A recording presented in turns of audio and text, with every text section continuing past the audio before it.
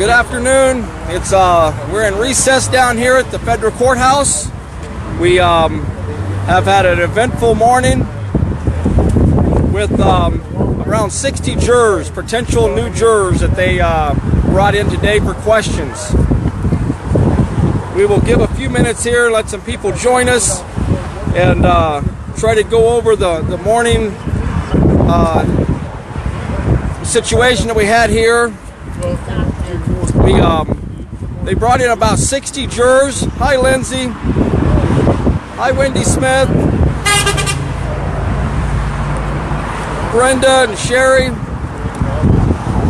We are at Mary. We're at our lunch break here for 1 hour. We had about 60 jurors that they brought in that they was asking questions. We're almost done with this section, so another hour we should be done, and we may have a jury seated yet today. We're not 100%. It depends on some arguments that we have here after lunch, whether or not we can get through a few small details that the prosecution and the defense team is arguing about. We had Gregory Brerson, the defendant that's blind. He has some medical issues. They had a medical situation today in the courtroom that the marshals supposedly did not give him his medicine. They're claiming they gave him the medicine this morning, but he says he did not get his medicine, so he was pretty sick throughout the first part of the morning. They actually cleared the courtroom for a while, why the marshals took care of him and tried to get him better, and it took them a couple hours before they actually got his medicine up to him. This brother, this gentleman, should not be in custody. He is extremely sick. He's supposed to be on dialysis, I understand, and other medical issues, but he was pretty sick throughout the morning here. His head was in his hands, but they finally did give him his medicine about a half hour ago. So we're hoping he starts feeling better for the rest of the half of the day. This is a very stressful situation for these guys, and especially if you're sick already. I can't imagine having to sit in court for hours and hours and be transported in a prison van in shackles and handcuffs to face this trial, as sick as he is, and being in the situation. But I just thought everybody should know about that. That was something that was of importance. Todd Engel is representing himself. He started out talking to the jurors. He says, I'm not nervous. I'm literally terrified. He said, they tell me that it's a bad decision to represent myself. But he says, I feel like that's my only chance that I have. He represents himself very well. The prosecution tries to shut him down. They object to almost all of his line of questioning. The judge went really lenient on him today, and I was thankful for that. As the prosecution was objecting to things, the judge says, I will allow this, I will allow it. So he brought out some very good points. There is a lady that is very biased. Her whole family is either military or police, and she has already stated that she doesn't like guns. She doesn't like a lot of the rights that the people have, but the prosecution is determined to have this juror on this case, and they have not reclused her or removed her at this point. So that's one of our biggest arguments that's going to happen right after lunch here, is to decide if this is one of the jurors that's going to be allowed. She shouldn't be allowed. She's definitely biased. The questions that they asked her were obviously that she could not become not biased against the defense team. She believes that if you break the law, you should go to jail, and she's doesn't have discretion on whether they did wrong in breaking a bad law. And that's what Todd Engel brought up. He said there was a lot of bad laws that the government has has passed, such as prohibition for the alcohol and locking people up for that and then change their mind later. Not allowing women to vote, not allowing blacks to vote. All these things in the past, we have learned from these mistakes and changed these bad laws. We're in that time of day again where there's a lot of bad laws that need to be looked at. And one is our Constitution is totally being violated. In this court it's being violated, in Oregon it's being violated, and we're seeing this across the country, that it's being totally ignored. I'll step a moment back over to Portland. I just got off the phone over there with Kelly Stewart. She was explaining that all 4 defendants now are in Portland. They had a status hearing today. They will remain in Portland now until the trial starts next week on the 14th. The hearing went very good over there today. The guys are prepared. Daryl Thorne's there, Jake Ryan, Jason Patrick, and Dwayne Emmer. They're all over there. They're all prepared. They're getting their housing set up and places to stay. So it's going to be a long 3, 4, 5, 6 weeks over there for them guys. And so keep them in your prayers. But the one point over there that the judge ruled in favor of Dwayne Emmer is that the prosecution or the government admitted wrong in how they treated Dwayne when they arrested him. And so we're glad that's going to get brought out, because they abused Dwayne's rights. They stripped him, and the way they questioned him and did that got brought out today, and they admitted that was that they had done wrong there in how they treated Dwayne and during his arrest. He was arrested on the 26th, and the warrant was dated the 27th. Yes, he was arrested on the 26th. The warrant was dated the 27th. They made him walk quite a ways without any clothes on in cold temperatures. Just the way they treated him was just totally inhumane. So this is another thing we've been fighting on to get brought out, and that got brought out today, so we're thankful. There's something big here, and we haven't totally checked out this information, but it came from a reliable source, and we hope to have more information on this. But Dan P. Love has been how do you put this? Has been released from BLM services. He has been released from the BLM services for mental reasons. So this is a big deal here. This is another thing that we are really praying that is totally true, because this could totally dismiss this case. He is the government star witness, and he's had disciplinary actions against him for quite a while for misconduct. So this is awesome news, and this case could get potentially dismissed or totally thrown out because of something like this. So we are praying for this big miracle that this is true.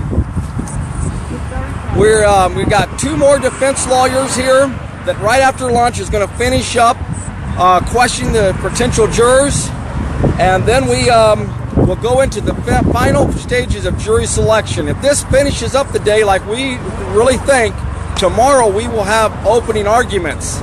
So this trial is moving right along, and it's moving at a good speed, and we've got some great defense lawyers. I'm pretty impressed with them. Eric Parker's lawyer is really aggressive. He's a good guy. And Stephen Stewart's lawyer is he's very personal to the people and to the jurors. Everybody seems to like him. So we have some great lawyers here that are fighting hard for these guys, and it's awesome to get to be a part of that and see it. That's about all I have for right now that I can think about. So I'll turn the camera around and we'll show you some of the supporters out here. We've got quite a few out here today, and let you see that before we sign off and go to lunch. If anybody has any questions, answer some, and we'll try to answer a few the next few minutes.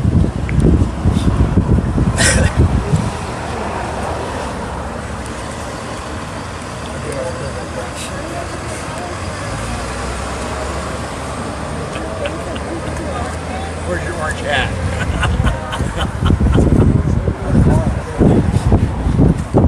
Where's his orange hat? hat. Today we've even got some fake horses out here. Since we couldn't bring no real horses, we've got the cowgirls out here. I got the stuffed one. Shirt, 2 shirts, 3 shirts. Ready? Here we go. Here we go. There we go. Skip, where's pizza? Giddy up! What's your sign say? Exposing corruption should not be a federal offense. That's right. That's right. Freedom! Another great sign there.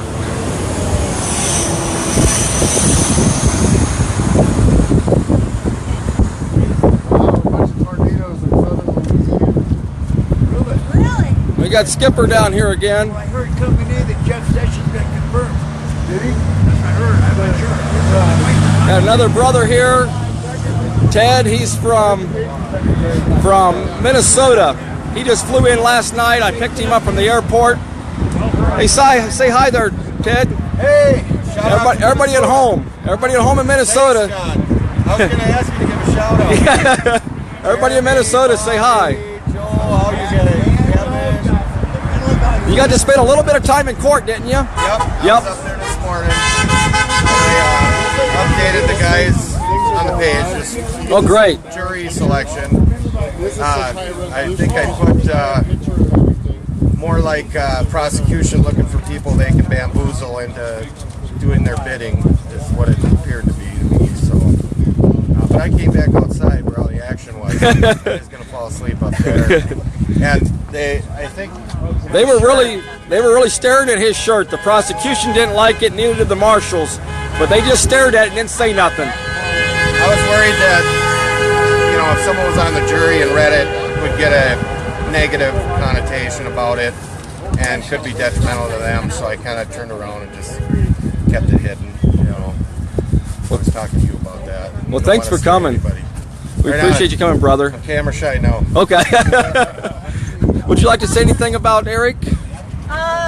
Your husband? Eric looks good today. It's really nice to see him. He got a military haircut, which is the first time he's ever had that, and he looks really great with it. He did look good. All the guys are looking fantastic today. We're hoping, they started out court today with talking about the fact that he was not classified yet.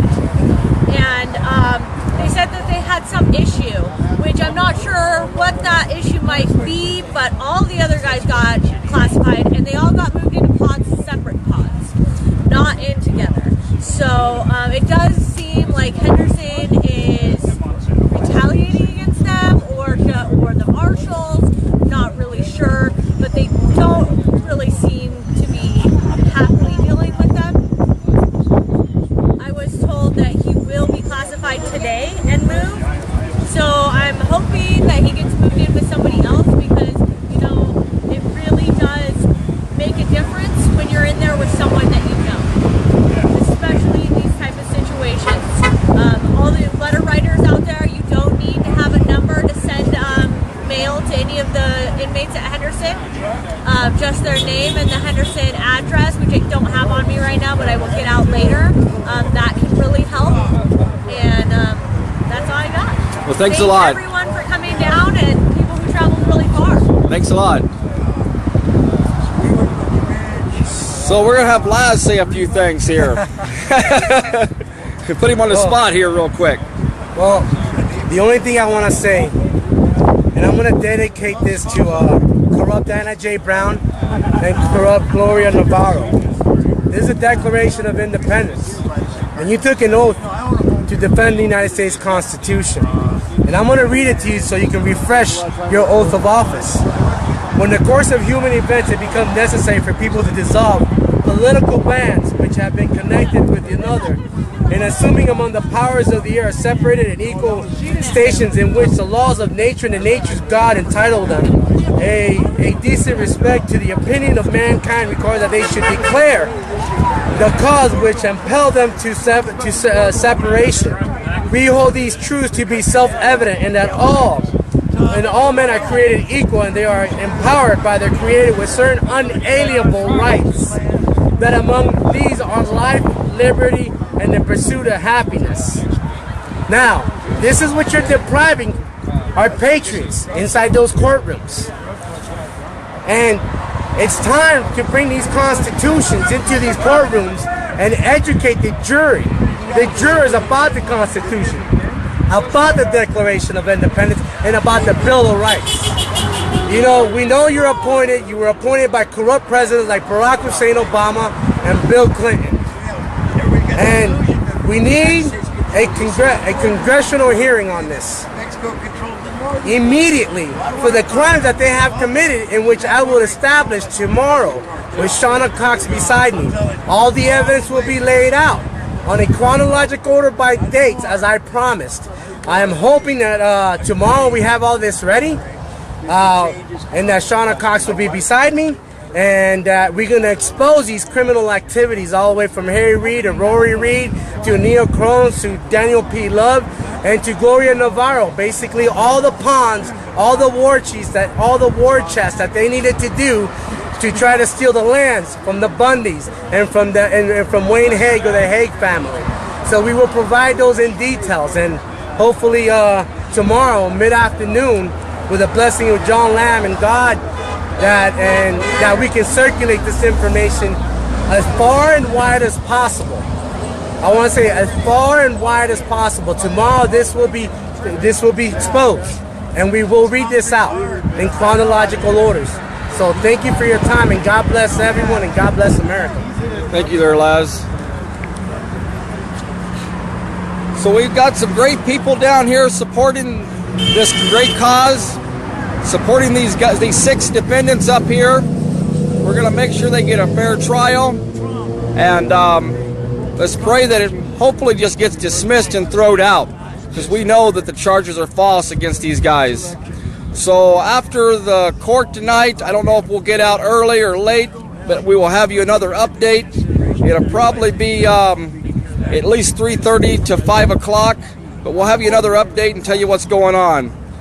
Thanks a lot for everybody for joining, and God bless.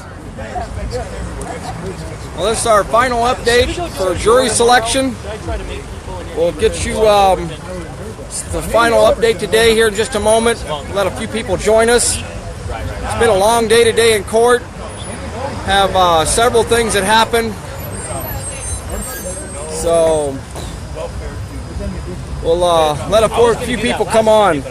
But jury selection is over, and the jury is sworn in, ready to start here.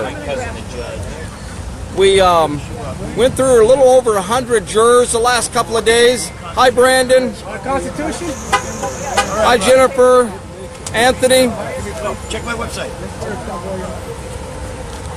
You got a final update, Brandon? My website. Rob. So we do have, we just got out of court. It's been a long day again, 2 days, and we've got a setting juror now. We've got 16 jurors sitting on the bench, ready for the trial here. We're going to start with opening arguments tomorrow. The government says they only need about 15 to 20 minutes for opening arguments. This is a lot different than Portland. Everything is shortened down. I don't think we're going to be here as long as the prosecution and government thinks we're going to be here. They're saying anywhere from 8 to 12 weeks. I guess I think it's going to be more like 4 or 5 weeks at the longest, and that's stretching it. We have 16 jurors now picked out. There are going to be a total of 5 men and 11 women. The main 12 jurors, there's 3 men and 9 women that are sitting on the jurors. The defense team done real well on picking these jurors. We got rid of the BLM agent that was on there. We got rid of the police officers, friends of police officers. There was even a young lady that was that's a lawyer that she did not disclose her full resume to the jurors or to the court here, and the defense team found this out, which was great. She actually went to school with the clerk of the court of Judge Navarro. 3 years she spent she spent 3 years in law school. This potential juror did, and she made it all the way up to the last. And the defense team called this out and found out. And this juror never told this, so they called her back in by herself, confronted her about this. The judge did, and she finally admitted it. So she got kicked off as a juror. She's a law student. She's actually a lawyer. She's from Oregon, on the bar out of Oregon, and she's also an acting attorney here in Nevada. She's I'm just guessing at her age, but she's somewhere close to 30 years old. But she never let any of the defense or the prosecution know that she had actually went to school with the clerk of the court here. That's for the setting judge, Navarro. So she's gone. What's that? Lewis and Clark School? I bet that's close. We need to check that out. Laz brought out a point here that she might have went to Lewis and Clark Law School, and that's out of Oregon? Oregon. It's a big possibility. This is where a lot of these criminals that Laz has been calling out, we've been calling out all along. And so this is a very, very important thing here that we caught today, and we're glad we called that out, and the defense found that. So it's great. She's out though. So we have again 3 men, 9 women that are of the 12 jurors, a total of 16. 5 men and 11 women that are sitting on the jurors, and I feel very comfortable about it. I think the defense team does. It's we've got some great jurors, ones that are wanting to uphold the Constitution, that are not scared of the defense team and the people, and are wanting to find out the truth here. One other thing, earlier at lunch, Joshua Martinez was arrested. They said that he was trespassing. They ended up arresting him for what was it here? Misconduct. Misconduct. So he's sitting in jail overnight. They're supposed to release him tomorrow.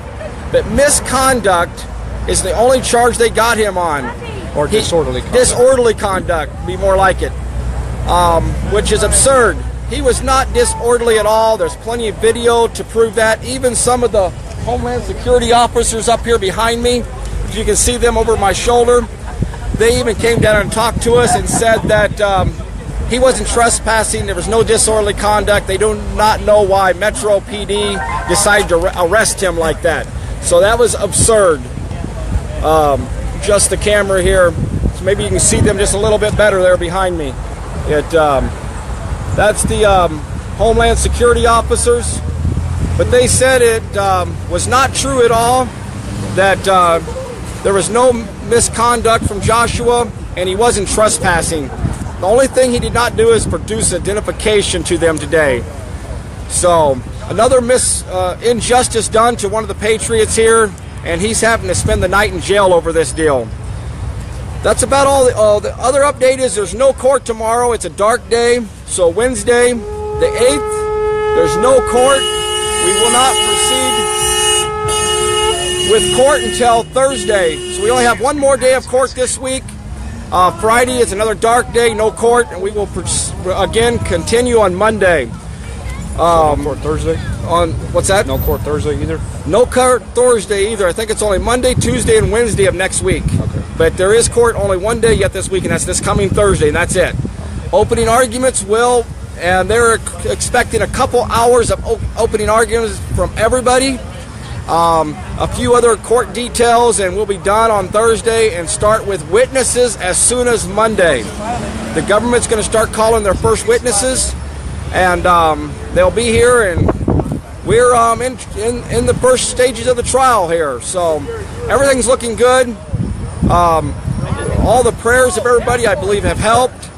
We appreciate all the prayers have continued, and we'll keep you updated. Tomorrow at noon, a bunch of us are still coming down here to the courthouse. There will be no court, but we'll be down here live streaming, giving you some better updates, hopefully without all this wind and noise that you're hearing out here. It'll be a little bit more clear. Okay, I got a question just for clarification. Opening arguments will not start tomorrow, but Thursday? Yes, Thursday. No court tomorrow. Gavin Symes is going to have some updates here shortly on his page about Josh. More details about the Metro Police and about Josh. So please go, just as soon as I get done here, please go to Gavin Symes' page and for some updates there on Josh. So no court tomorrow, only Thursday. Court will start on time and possibly early. We'll be starting at 8:30 sharp because we got a full day because we've only got one more day of court this week, and then Monday morning there will be witnesses. The government will be calling their first witnesses on Monday. Closing arguments will be over with tomorrow. This case is wrapping up quick. I do not see this lasting several weeks. The government thinks total of 21 business days. Possibly 21 business days. That's only possibly 3 to 4 weeks here. So let me see if there's some more questions here. Tell everyone on the ground thanks, Gavin says. We've got quite a few people down here right now. There's close to 20 of us down here still hanging out after court. I see someone here says talking about a rally in Henderson this weekend. That'd be great. If anybody wants to do that, I'm still here in town. I'll join you over there. Please give me a call or let me know. There's a BLM meeting in Mesquite. Let me turn this over here. Thursday. Here, come over here and tell us here. I don't know all the details. So there's a BLM meeting. Come over here and say us a little bit anyway. BLM meeting in Mesquite. Bureau of Land Management will be trying to gain the public's trust again, I guess. They have some trust issues right now. I've been hearing about this meeting. So over there in Mesquite, the BLM is going to take questions and answers from the public and other people. So if anybody's over at Mesquite, I'll try to have a better update tomorrow at noon on that, to exactly the time, because I would like to be at that meeting too. That's very important. 5 o'clock on which day? Thursday. City Hall in Mesquite Thursday. So it's Thursday evening at 5 o'clock in Mesquite. The BLM is taking questions from the public. Anybody's local around here that can make it out there. I don't know if I can make it out there on Thursday because of court here on Thursday, but it'd be much appreciated for people in the public to be out there to give some positive input in this meeting, to tell the BLM Since I live up there, really what we think about it. Yeah, are you going to go? Yeah. So Skipper says he's going to go, so anybody that wants an autograph from him, please go out there. Might let you touch my beard. Maybe even touch his beard. So I'll bet you up. So again, we will be back here tomorrow at noon. We'll give you an update, more detailed, hopefully. And since we're not in court, a bunch of guys are going to join us down here. And so Wednesday tomorrow at noon down here in front of the federal courthouse. And go to Gavin Symes' page here next and get an update on Joshua Martinez and about his encounter and why he's in jail tonight. Thank you guys, and God bless.